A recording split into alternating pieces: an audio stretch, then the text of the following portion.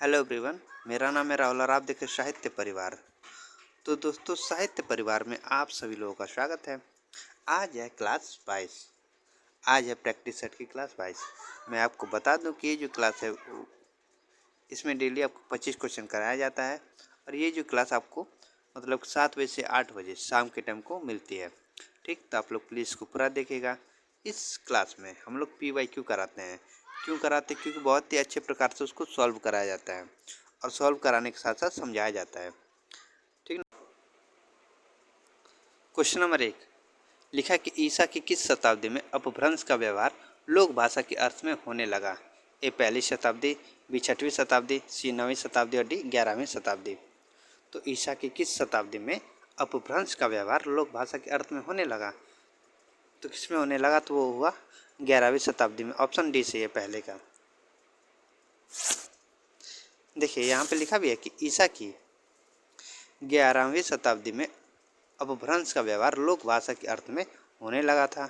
आचार्य रामचंद्र शुक्ल के अनुसार पहले जैसे गाथा या गाहा कहने से प्रकृति का बोध होता था, वैसे ही पीछे दोहा या दुहा कहने से अपभ्रंश या लोक प्रचलित काव्य भाषा का बोध होने लगा।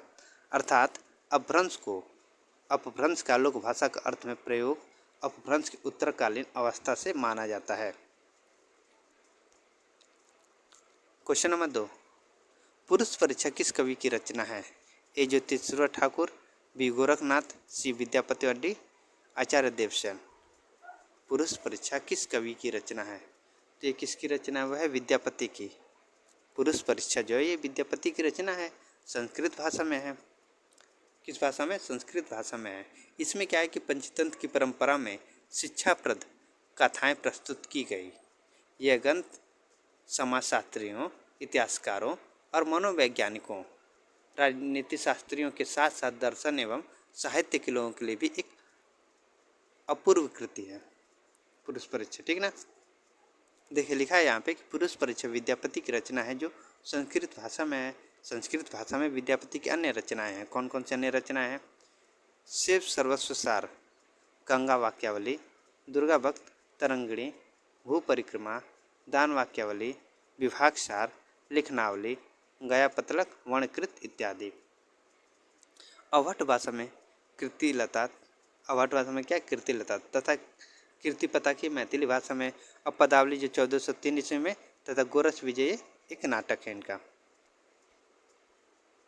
क्वेश्चन नंबर 3 निम्नलिखित में से कौन सा विद्वान पृथ्वीराज रासो को सर्वथा अप्रमाणिक ग्रंथ मानने वाले में शामिल नहीं है? मतलब कि इनमें से कौन सा विद्वान है जो मतलब कि पृथ्वीराज रासो को अप्रमाणिक ग्रंथ मानने में शामिल नहीं है? ए रामचंद्र शुक्ल, बी मोहनलाल विष्णुलाल पांडे, सी गौरीशंकर हीरानंद ओझा और डी डॉक्टर बुलर। इनमें से कौन सा विद्वान जो है वो पृथ्वीराज रासो को अप्रमाणिक ग्रंथ मानने वालों में शामिल नहीं है? तो कौन नहीं है? तो वो है मोहनलाल विष्णुलाल पांडे। ये पृथ्वीराज रासो को प्रमाणिक मानते हैं। ये तीनों क्या है? ये तीनों अप्रामाणिक मानते हैं। रामचंद्र शुक्ल, गौरीशंकर हीरानंद ओझा और डॉक्टर बुलर, ये तीनों क्या मांगते हैं? अप्रामाणिक मानते हैं। देखो पृथ्वीराज रासो को मोहनलाल विष्णुलाल पांडे ने सर्वदा प्रमाणिक ग्रंथ मानते हैं। क्वेश्चन नंबर 4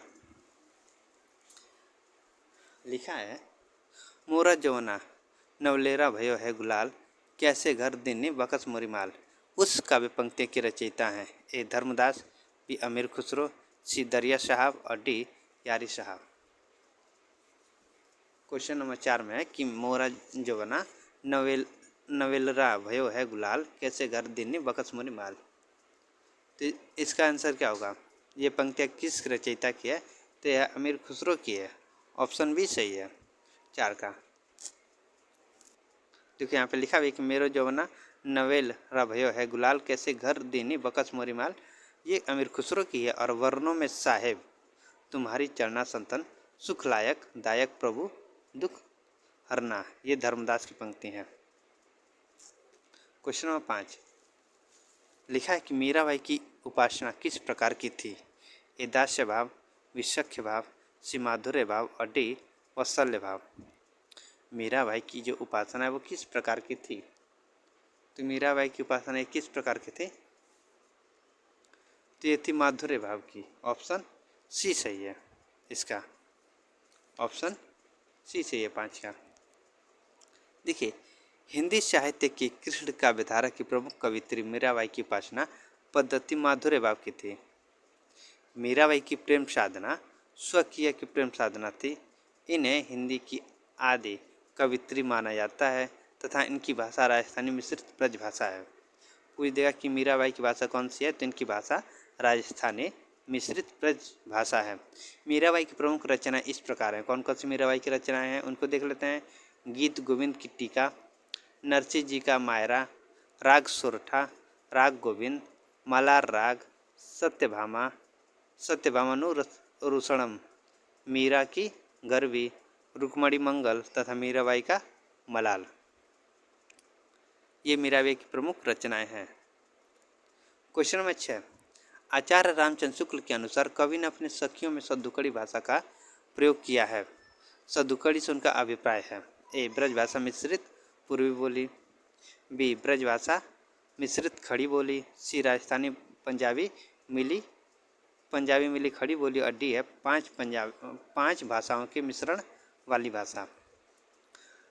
तो मतलब कि आचार्य रामचंद्र शुक्ल के अनुसार कवि ने अपने साखियों में सद्दुकड़ी भाषा का प्रयोग किया है। तो सद्दुकड़ी भाषा से उनका क्या अभिप्राय है? तो उनका अभिप्राय है राजस्थानी पंजाबी मिली खड़ी बोली। ऑप्शन सी सही है 6 का। 6 का ऑप्शन सी सही। देखिए, यहाँ पे लिखा भी है कि आचार्य रामचंद्र शुक्ल के अनुसार कवि ने अपनी साखियों में सद्दुकड़ी भाषा को प्रयोग किया है। सद्दुकड़ी से उनका अभिप्राय राजस्थानी पंजाबी मिली खड़ी बोली है। कबीरदास की भाषा के संबंध में विद्वानों के मत हैं। मतलब कि कबीरदास की भाषा के संबंध में विद्वानों ने क्या कहा है? तो श्याम सुंदर दास ने उनकी जो भाषा, उनकी भाषा का पंचमेल खिचड़ी का है। श्याम सुंदर दास ने पूछ देगा कि पंचमेल खिचड़ी किस विद्वान ने, कबीरदास की भाषा को पंचमेल खिचड़ी किस विद्वान ने कहा है? तो वो किसने कहा है? श्याम सुंदर दास ने कहा है। सद्दुकड़ी भाषा किसने कहा है? तो आचार्य रामचंद्र शुक्ल ने कहा है। और भाषा के डिटेक्टर ये किसने कहा है? तो ये हजारी प्रसाद द्विवेदी ने कहा है। और संत भाषा ये बच्चन सिंह ने उनकी भाषा को कहा है, कबीरदास की भाषा को। आगे चलते हैं। क्वेश्चन नंबर 7, सुजान कुमार किस सूफी प्रेमाख्यान का नायक है? ए, मधुमालती, बी, चित्रावली, सी, इंद्रावती, और डी, हंस जवाहिर। सुजान कुमार किस सूफी प्रेमाख्यान का नायक है? 7 का आंसर क्या है? तो देखो, यह है चित्रावली। सुजान कुमार जो है वो चित्रावली सूफी प्रेमाख्यान का नायक है, चित्रावली, ठीक ना। इसमें क्या है, इसमें जो है नेपाल के राजकुमार रहते हैं सुजान कुमार, और जो नायिका रहती है वो रूपनगर की राजकुमारी चित्रावली की प्रेम कथा का वर्णन है। चित्रावली में क्या है कि एक नेपाल के राजकुमार है जिसका नाम सुजान कुमार है, तथा रूपनगर की राजकुमारी चित्रावली की प्रेम कथा का वर्णन किया गया है चित्रावली में। देखिए, आगे लिखा भी है कि सुजान कुमार चित्रावली नामक सूफी प्रेमाख्यान का नायक है। चित्रावली, जिसका प्रकाशन वर्ष 1613 ईस्वी है, उस्मान द्वारा अवधी भाषा तथा दोहा चौपाई छंद में रचित ग्रंथ है। इसमें नेपाल के राजकुमार सुजान कुमार तथा रूपनगर की राजकुमारी चित्रावली की प्रेम कथा का वर्णन है। अन्य सूफी ग्रंथों की नायक नायिका निम्नवत हैं। मतलब कि मधुमालती जो ग्रंथ है उसके नायक नायिका कौन है? तो उसके नायक है मधुमालती, नायिका जो है मधुमालती है, और नायक जो है मनोहर तथा प्रेमा ताराचंद है। इंद्रावती के नायक नायिका को देख लेते हैं। उनके नायक जो है राजकुमार है और इंद्रावती है। इंद्रावती ग्रंथ की नायक जो है वो राजकुमार है और नायिका जो है वो इंद्रावती है। हंस जवाहिर, इसमें हंस जो है नायक है और जवाहिर जो है नायिका है। क्वेश्चन नंबर 8, लिखा कि सखी हो श्याम रंग रंगी, देखी बिकाई गई वह मूर्ति सूरत माही पंगी। यह काव्य पंक्तियाँ किसकी है? ए, हित हरिवंश की, बी, गदाधर भट्ट की, सी, मीराबाई की, डी, जीव गोस्वामी की है। क्वेश्चन नंबर 8 का आंसर क्या होगा? ये पंक्तियाँ हैं गदाधर भट्ट की हैं। ऑप्शन बी सही है 8 का। देखिए, सखी और श्याम रंग रंगी देखी विकाई गई वह मूर्ति सूरत माही पंगी, ये गदाधर भट्ट की पंक्तियां हैं। रहो को काहो मन ही दिए, मेरे प्राणनाथ सी श्यामा शपथ करो तिन छाई छिए, ये हित हरिवंश की पंक्ति है। मन रे परसी हरि के चरण, सुभग शीतल कमल कोमल त्रिविध ज्वाला हरण, ये मीराबाई की पंक्ति है। और एक दिन बजाए बांसी हसिया हसिया सिरे जीवे, कहिए मोरे देख आसिए, ये जीव गोस्वामी की पंक्तियां हैं। क्वेश्चन नंबर 9, तीयत से सब जुवन मिले, भेद न जाने जात, प्रात समय निशी दिवस के दुबो भाव दर्शात। इस दोहे में नायिका की किस अवस्था का वर्णन किया गया है? ए सद्य स्नाता, बी व्यन संधि, सी नवोड़ा, और डी मान वृद्धि। तो देखो, इस दोहे में नायिका में किस अवस्था का वर्णन किया गया है? तो इसमें क्या वयम संधि, इसका वर्णन किया गया है। नॉक ऑप्शन बी सही है। देखो, तीयस से जौवन मिले भेद न जाने जात, प्रातः समय निशी दिवस के दुबे भाव दर्शात। इस दोहे में नायिका की वयम संधि अवस्था का वर्णन किया गया है।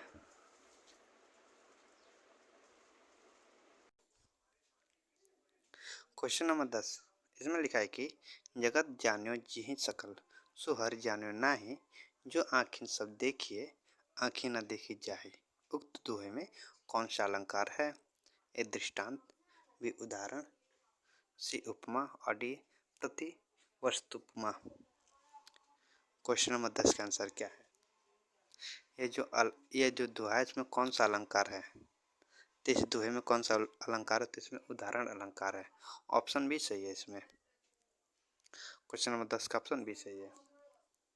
देखिए, यहाँ पे लिखा भी कि जगत जान्यो जी सकल सरल, सो हरि जान्यो नाही, जो आँखिन सब देखिए आँखी न देखी जाए। उक्त दोहे में उदाहरण अलंकार है। उदाहरण अलंकार किसे कहते हैं उसको देख लेते हैं। जहाँ पहले कोई बात कहकर उससे मिलती जुलती बात द्वारा दृष्टांत दिया जाए, लेकिन समानता किसी शब्द द्वारा प्रकट न हो, वहाँ दृष्टांत अलंकार होता है। परि प्रेम नंद लाल के मोहि न भावत भोग, मधु मधुपराज मंद पाई के भिगन मांगत लोग, यह उदाहरण अलंकार का है। ये उदाहरण अलंकार का उदाहरण है। क्वेश्चन नंबर 11 लिखा है कि मैथिली शरण गुप्त की प्रतिभा का विकास सर्वाधिक किस साहित्य रूप में देखने को मिलता है? ए नाटककार रूप में, बी प्रबंधकार रूप में, सी प्रगतिकार रूप में, और डी मुक्तकार रूप में। तो इसका आंसर क्या होगा क्वेश्चन नंबर 11 का? मैथिली शरण गुप्त की प्रतिभा का विकास सर्वाधिक किस साहित्य रूप में देखने को मिलता है? तो किस में देखने को मिलता है? तो मिलता है प्रबंधकार रूप में। ऑप्शन बी सही है 11 का।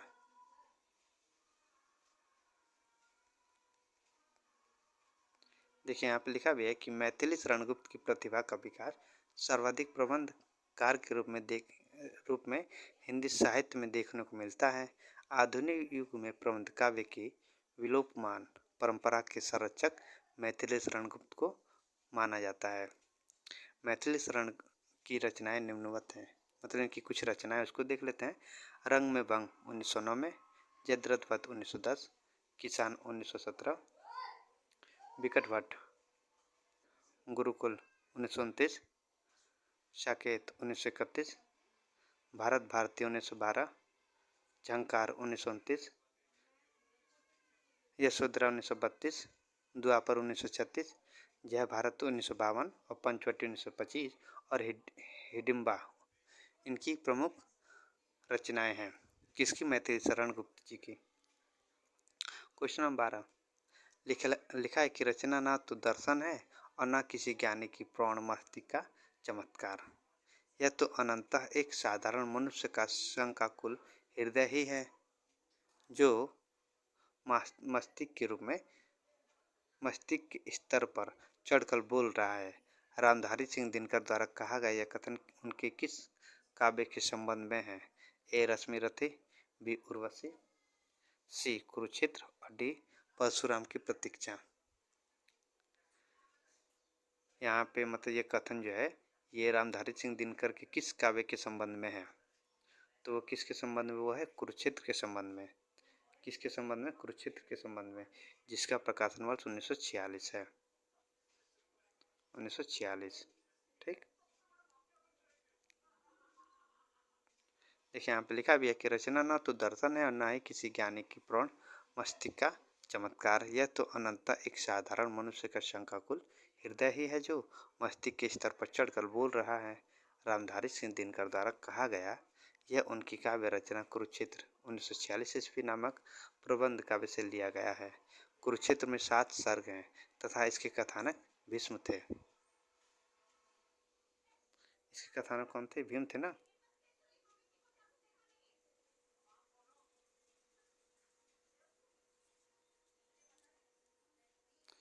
इनकी कथा ने भीष्म थे। दिनकर की अन्य रचनाएं को देख लेते हैं, कौन कौन सी इनकी अन्य रचना है। रेणुका 1935 ईस्वी, हुंकार 1939 ईस्वी इनकी प्रमुख रचनाएं हैं। इनको मतलब की रचनाएं को आप लोगों को अच्छे से याद करना है। रेणुका 1935, हुंकार 1939 क्योंकि पूछा जाता है इनकी रचनाओं को। रसवंती 1940, द्वंद्व गीत 1940 ईस्वी, कुरुक्षेत्र 1946 ईस्वी, श्यामधेनु 1947, रश्मिरथी 1952, नील कुसुम 1954, दिल्ली 1954, उर्वशी 1961, परशुराम की प्रतीक्षा 1963 ईस्वी, आत्मा की आंखें 1964, हारे को हरिनाम, धूप और धुआं 1951, नीम के पत्ते, इतिहास के आंसू 1951 इत्यादि इनकी प्रमुख रचना है दिनकर जी की। ठीक। रामधारी सिंह दिनकर। क्वेश्चन नंबर 13, उड़ गया गरजता यंत्र गरुड़ वन, बिंदु शून्य में पिघल गया पर सांप। उड़ गया गरजता यंत्र गरुड़ वन, बिंदु शून्य में पिघल गया पर सांप। यह पंक्तियां आगे की किस कविता से है? ए पहचान, बी सांप, सी हरी घास पर क्षण भर और डी हवाई अड्डे पर विदा। तो देखिए, उड़ गया गरजता यंत्र गरुड़ वन, बिंदु शून्य में पिघल गया पर सांप लौटता डसता छोड़ गया पर। ये जो पंक्तियां हैं, मतलब इनकी ये पंक्तियां हैं, ये पंक्तियां हवाई अड्डे पर विदा इस कविता से ली गई है। उड़ गया गरजता यंत्र गरुड़ वन, बिंदु शून्य में पिघल गया पर सांप। यह हवाई अड्डे पर सांप कविता से पंक्तियां ली गई है, आगे की है। देखिए, उपयुक्त पंक्तियां प्रयोगवादी कवि आगे की हवाई अड्डे पर विदा नामक कविता से है। आगे प्रयोगवादी के प्रवर्तक तथा समस्त सप्तकों के संपादक थे। आगे को प्रयोगवाद तथा नई कविता का श्लाघा पुरुष भी कहा जाता है। पूछेगा कि प्रयोगवाद तथा नई कविता का श्लाघा पुरुष किसे कहा जाता है, तो वो किसे कहा जाता है? आगे को कहा जाता है। सच्चिदानंद, हीरानंद वात्स्यायन आगे जी को कहा जाता है प्रयोगवादी तथा नई कविता का श्लाघा पुरुष। आगे की चर्चित कविताएं हैं असाध्य वीणा, कलगी बाजरे की, सांप, नदी के द्वीप, हरी घास पर क्षण भर, जितना तुम्हारा सच, शब्द और सत्य, यह द्वीप अकेला, सोन मछली, पहचान, हवाई अड्डे पर द्विधा। ये इनकी प्रमुख रचनाएं हैं। क्वेश्चन में 14, ठंडा लोहा कविता संग्रह के रचनाकार हैं। ए धर्मवीर भारती, बी गिरिराज कुमार माथुर, सी भारत भूषण अग्रवाल और D Sarveshwar Dayal Saxena. Question number 14 का आंसर क्या होगा कि ठंडा लोहा कविता संग्रह के रचनाकार हैं।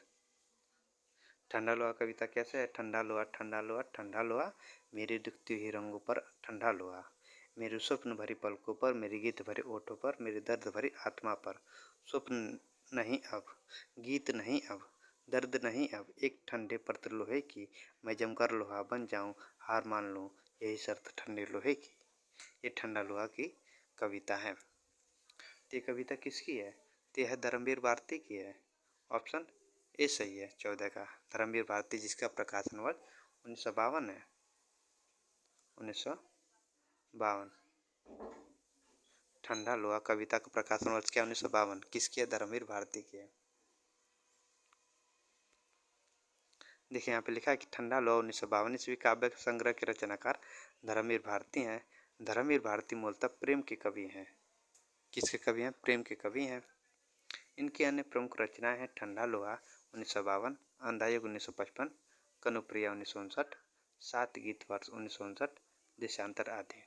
भारत भूषण अग्रवाल के काव्य संग्रह छवि के बंधन, जाते रहो, मुक्ति मार्ग, उप्रस्तुत मन, कागज के फूल, एक उठा हुआ हाथ, उतना वह सूरज है, अनुपस्थिति लोग, और गिरीश कुमार माथुर के काव्य संग्रह है मंजीर 1941, नाश और निर्माण 1946, धूप के धान, शिलापंख चमकीले, छाया मत छूना, भीतरी नदी की यात्रा, अभी कुछ और साक्षी रहे वर्तमान, पृथ्वीकल्प, कल्पांतर। ये गिरिराज कुमार माथुर के काव्य संग्रह हैं। क्वेश्चन नंबर 15, 19वीं शताब्दी के मध्य वर्गीय बनिया समाज के जीवन का यथार्थ चित्रण किस उपन्यास में किया गया है?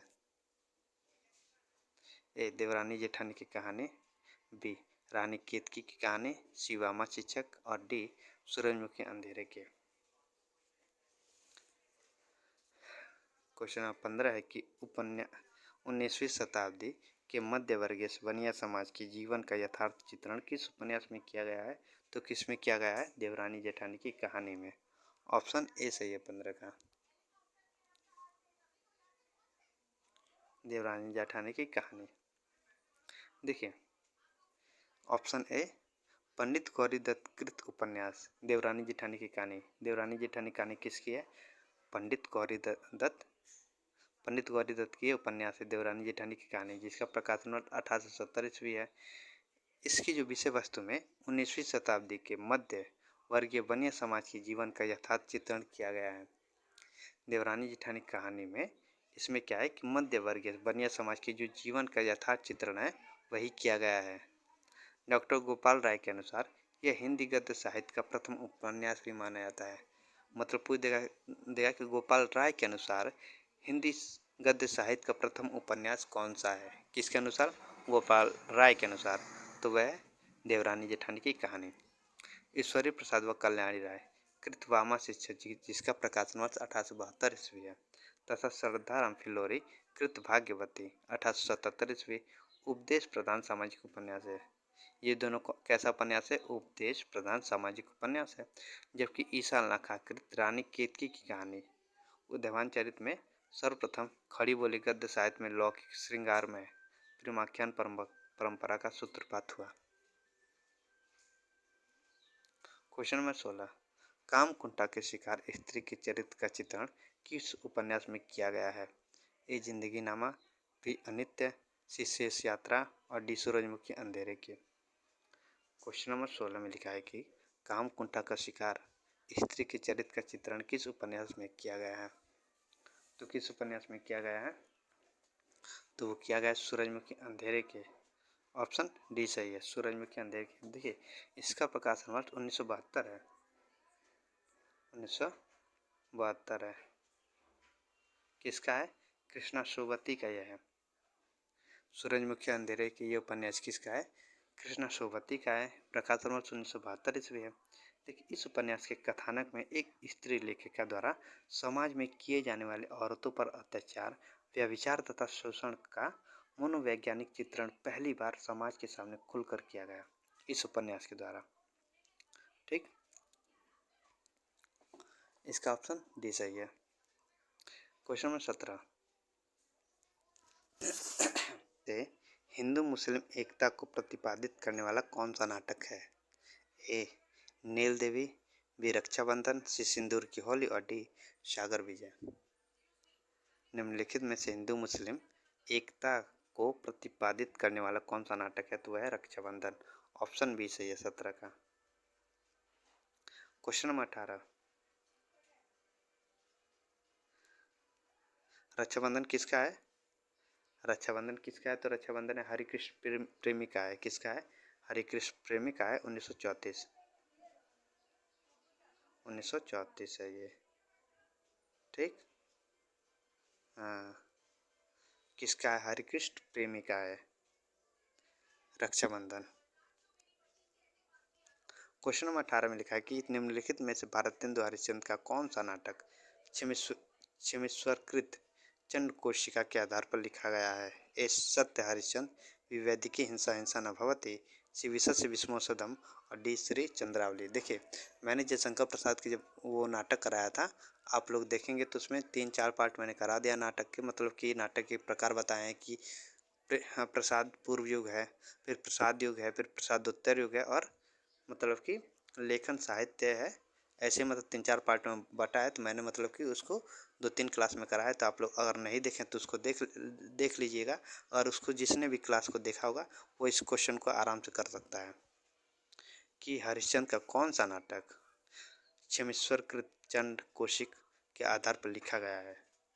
तो कौन सा नाटक लिखा गया है, तो वो लिखा गया है सत्य हरिश्चंद्र। ऑप्शन ए सही है 18 का। देखिए, सत्य हरिश्चंद्र जिसका प्रकाशन वर्ष 1875 ईस्वी है, भारतेंदु हरिश्चंद्र द्वारा अनुदित नाटक है। यह नाटक क्षेमेश्वरकृत चंड कौशिक के आधार पर लिखा गया है। जबकि वैदिकी हिंसा हिंसा न भवति एक प्रहसन है। विशस्य विस्मोसदम 1876 यह भांड नाटक है। और श्री चंद्रावली 1976 नाटिका, ये एक नाटिका है। आदि भारतेंदु हरिश्चंद्र की मौलिक नाटक है। ये कौन सा नाटक है, मौलिक नाटक है। क्वेश्चन नंबर 19 लिखा है कि अर्थोपक्षेपक के कितने प्रकार होते हैं। ए 5, बी 6, सी 7 और डी 8। अर्थोपक्षेपक के कितने प्रकार होते हैं। देखिए, इसको प्रकार मतलब इसके प्रकार जानने से पहले हम लोग जानेंगे कि अर्थोपक्षेपक किसको कहा जाता है। बहुत लोग नहीं जानते हैं कि किसको कहा जाता है। तो ये नाटक में, देखिए, नाटक में एक महत्वपूर्ण भूमिका निभाता है। अर्थोपक्षेपक जो है ये नाटक में एक महत्वपूर्ण भूमिका निभाता है। कैसे, देखिए, जिस प्रकार से ये नाटक के पात्र होते हैं। अर्थोपक्षेपक क्या होते हैं, ये नाटक के एक पात्र होते हैं जो सीधे कहानी में शामिल नहीं होते हैं। ये कोई भी कहानी में सीधे शामिल नहीं होते, लेकिन कहानी को जोड़ने और दर्शकों को अतिरिक्त जानकारी देने में मदद करते हैं। क्या करते हैं कि कोई भी जानकारी देने में मदद करते हैं। एग्जाम्पल के लिए मतलब कि हनुमान जी को अगर ले लेते हैं, तो हनुमान जी मतलब कि श्री राम के साथ रहते हैं, तो मतलब कि वो क्या करते हैं, कहानी को जोड़ते ही है ना। मतलब कोई भी मतलब कि वो खबर लेके आते हैं, बताते हैं, बीच में आते हैं, तो मुख्य भूमिका ये भी निभाते ही हैं। तो एक प्रकार से हनुमान जी क्या है, एक अर्थोपक्षेपक पात्र कह सकते हैं हनुमान जी को। मतलब कोई भी आप कहानी देखते हैं तो उसमें क्या होता है कि कहानी शुरू होने से पहले कोई आता है तो कहानी को बताता है कि मतलब कि उस मतलब हीरो के बाप के बारे में बताता है, चाहे हीरो के बारे में बताता है, तो वो जो बताता है उसी को ही अर्थोपक्षेपक कहते हैं हम लोग। वही अर्थोपक्षेपक पात्र कहलाता है। इसके 5 पात्र होते हैं। इसके कितने पात्र होते हैं, 5 पात्र होते हैं। कौन कौन से होते हैं आगे देखते हैं। देखिए, सूक्ष्म कथा वस्तु के साधनों को अर्थोपक्षेपक कहते हैं। ये 5 प्रकार के होते हैं। विस्कंभक इसकी अगर बात करें तो यह नाटक की शुरुआत में दर्शकों को कहानी के बारे में जानकारी देने वाला किरदार है। मतलब कोई भी फिल्म जब शुरू होने वाली रहती है तो शुरुआत में मतलब कि आता है और मतलब कि कहानी के बारे में बताता है, तो फिर कहानी आगे बढ़ती है, तो उसे ही विस्कंभक कहते हैं। प्रवेशक की अगर बात करें तो नाटक के बीच में आकर कहानी को आगे बढ़ाने वाला किरदार होता है। ये प्रवेशक क्या होता है कि नाटक के बीच में आता है और बीच में आकर कहानी को आगे बढ़ाने वाला एक किरदार है। चूलिका की अगर बात करें, चूलिका ये क्या है कि नाटक में हास्य पैदा करने वाला किरदार है। नहीं मतलब फिल्म में रहते हैं कि मतलब कि हंसाने वाले लोग रहते हैं, तो वही है चूलिका कि नाटक में हास्य पैदा करने वाला किरदार। और अंकमुख या अंकाशय, अंकमुख की अगर बात करें, तो अंक के अंत में प्रवेश करके दर्शकों को उस अंक की घटनाओं का सार बताने वाला किरदार। अंक की अंत में प्रवेश करके दर्शकों को उस अंक की घटनाओं में सार बताने वाला किरदार। जैसे कि मतलब कोई कहानी देखते हैं तो मतलब कि वो पहले घटना बीत चुकी होती है, लेकिन बाद में कोई बताता है कि नहीं ऐसे ऐसे हुआ था, तो वही कहलाते हैं अंकमुख या अंकाशय। अंकावतार की अगर बात करें, अंकावतार की, तो ये क्या होता है कि अंक के आरंभ में प्रवेश करके दर्शकों को अगले अंक के बारे में सूचना देने वाला किरदार होता है ये अंकावतार। ठीक। क्वेश्चन नंबर 20 लिखा है कि निम्नलिखित में से कौन सी रचना मैथ्यू अर्नाल्ड की नहीं है। इनमें से कौन सी रचना है जो मैथ्यू अर्नाल्ड की नहीं है। A culture and anarchy, B literature and drama, C essays on church and state, D the cocktail party. तो क्वेश्चन नंबर 20 का आंसर क्या होगा? तो इसका आंसर होगा option D the cocktail party. ये मैथ्यू अर्नाल्ड की रचना नहीं है। देखो, the cocktail party T S. Eliot के नाटक है। किसका नाटक है? टी.एस. एलियट का नाटक है। इनकी प्रमुख रचनाएं कौन कौन है? टी.एस. एलियट की द सीक्रेट वुड है 1920 ईस्वी, होमेज टू जॉन ड्राइडन 1924 ईस्वी, Elizabethan essays 1932, the use of poetry and the use of modern criticism 1933 ईस्वी, सेलेक्टेड एसेज 1934 ईस्वी, एसेज एसेंट एंड मॉडर्न 1936 ईस्वी, नॉलेज एंड एक्सपीरियंस। ये द इलियट टी.एस. इलियट की प्रमुख नाटक है या प्रमुख रचना है। जबकि कल्चर एंड अनार्की 1869 ईस्वी, लिटरेचर एंड ड्रामा 1873 ईस्वी, essays on church and state, the function of criticism and to present time 1877 ईस्वी आदि मैथ्यू अर्नाल्ड की प्रमुख रचनाएं हैं। क्वेश्चन नंबर 21, लिखा कि रामवृक्ष बेनीपुरी के अनुसार लेखन काल की दृष्टि से विद्यापति की रचनाओं का सही अनुक्रम है। रामवृक्ष बेनीपुरी के अनुसार लेखन कार्य की दृष्टि से विद्यापति की रचनाओं का सही अनुक्रम कौन सा है? तो इसका आंसर होगा ऑप्शन ए कीर्तिलता, भूपरिक्रमा, पुरुष परीक्षा और कृति पताका। देखिए, रामवृक्ष बेनीपुरी के अनुसार लेखन काल की दृष्टि से विद्यापति की रचनाओं का सही अनुक्रम है कीर्तिलता पहले। किसके अनुसार है ये? रामवृक्ष बेनीपुरी के अनुसार है। उनके अनुसार है, पहले है कीर्तिलता, उसके बाद है भू परिक्रमा, उसके बाद पुरुष परीक्षा, उसके बाद है कृति पताका, उसके बाद लिखनावली, सर्वस्व श्यार और गंगा वाक्यावली, दान वाक्यावली, दुर्गा भक्ति, तरंगड़ी इत्यादि रामवृक्ष बेनीपुरी के अनुसार ये विद्यापति की रचनाओं का क्रम है। कृतिलता तथा कृति पताका अवहट भाषा में है, जबकि भू परिक्रमा तथा पुरुष परीक्षा संस्कृत भाषा में मैथिली कवि विद्यापति द्वारा रचित है। क्वेश्चन नंबर 22, रचना काल के अनुसार निम्नलिखित कवियों का सही अनुक्रम है।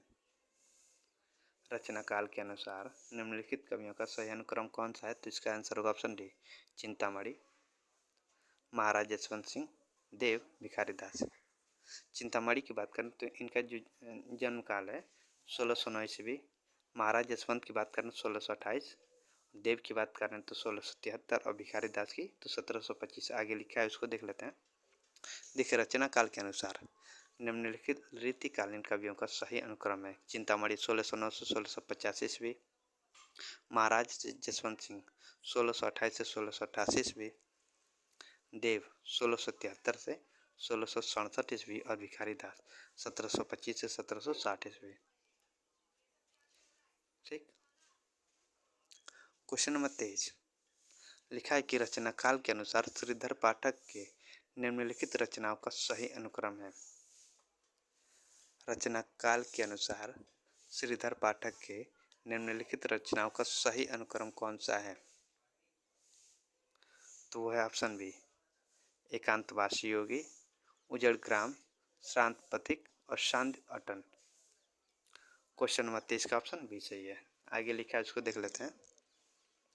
देखिए, श्रीधर पाठक की रचनाओं का रचनाकाल के अनुसार अनुक्रम, पहले मनोविनोद 1882 ईस्वी, हिमालय 1850 ईस्वी, एकांतवासी योगी 1886 ईस्वी, जगत सच्चाई सार 1887 ईस्वी, उजड़ ग्राम 1889 ईस्वी, गुणवंत हेमंत 1908, श्रांत पथिक 1902, ऋतुसहार कश्मीर सुषमा 1904 ईस्वी, वनाष्टक 1911 ईस्वी, देहरादून 1915 ईस्वी, स्वर्गीय वीड़ा सांदे अटन 1918 ईस्वी और भारत गीत 1928 ईस्वी।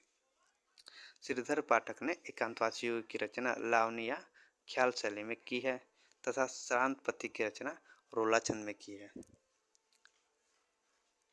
क्वेश्चन नंबर 24, सूर्यकांत त्रिपाठी निराला की निम्नलिखित रचनाओं का सही अनुक्रम है। प्रकाशन वर्ष के अनुसार सूर्यकांत त्रिपाठी निराला की निम्नलिखित रचनाओं का सही अनुक्रम कौन सा है? तो इसका आंसर होगा ऑप्शन ए, गीतिका, अणिमा, अर्चना और आराधना। गीतिका की बात करें तो इसका प्रकाशन वर्ष 1936 है, 1936। अणिमा की बात करें तो इसका प्रकाशन वर्ष 1943 है। और अर्चना की अगर बात करें तो इसका प्रकाशन वर्ष 1950 है। और आराधना की अगर बात करें तो इसका प्रकाशन वर्ष 1953 है। देखिए यहाँ पे लिखा भी एक प्रकाशन वर्ष के अनुसार सूर्यकांत त्रिपाठी निराला के काव्य रचनाओं का सही अनुक्रम है। अनामिका 1923 ईस्वी, परिमल 1930, गीतिका था ना उसमें 1936 ईस्वी, तुलसीदास 1938, कुकुरमुत्ता 1942। उसके बाद था अणिमा की बात करें तो 1943 ईस्वी, बेला 1946 ईस्वी, नए पत्ते 1946 ईस्वी। उसके बाद था अर्चना 1950। उसके बाद था आराधना 1953 ईस्वी और गीत कुंज 1954 ईस्वी, सांध्य काकली 1969 ईस्वी। क्वेश्चन नंबर 25, प्रकाशन वर्ष के अनुसार हिंदी नाटकों का सही अनुक्रम है। प्रकाशन वर्ष के अनुसार हिंदी नाटकों का सही अनुक्रम कौन सा है? तो इसका आंसर होगा ऑप्शन डी, अंधा कुआं की बात करें तो इसका प्रकाशन वर्ष 1955 है, 1955। बकरी की बात करें तो 1974 है, 1974। सर्वेश्वर दयाल सक्सेना की है। और ये एक तारे की आंख 1980 है, 1980। थोड़ा मतलब लिखने में दिक्कत है, 1980। और कोर्ट मार्शल की बात करें तो 1991, ठीक ना। 25 का ऑप्शन डी सही है। प्रकाशन वर्ष के अनुसार हिंदी नाटकों का सही अनुक्रम, अंधा कुआं 1955 ईस्वी, लक्ष्मी नारायण लाल का है, बकरी 1974 ईस्वी, सर्वेश्वर दयाल सक्सेना का, एक तारे की आंख 1980 ईस्वी, मणि मधुकर और कोर्ट मार्शल 1991 ईस्वी, ये स्वदेश दीपक का है। तो ये थे आज के 25 क्वेश्चन, ठीक। अगर अच्छा लगा तो प्लीज़ आप लोग लाइक करिएगा, सब्सक्राइब करिएगा। मैं ऐसे आपको और वीडियो लेकर आता रहूँगा जो आपके एग्ज़ाम के लिए बहुत ज़्यादा महत्वपूर्ण रहेगा। तो आज के लिए इतना ही, धन्यवाद।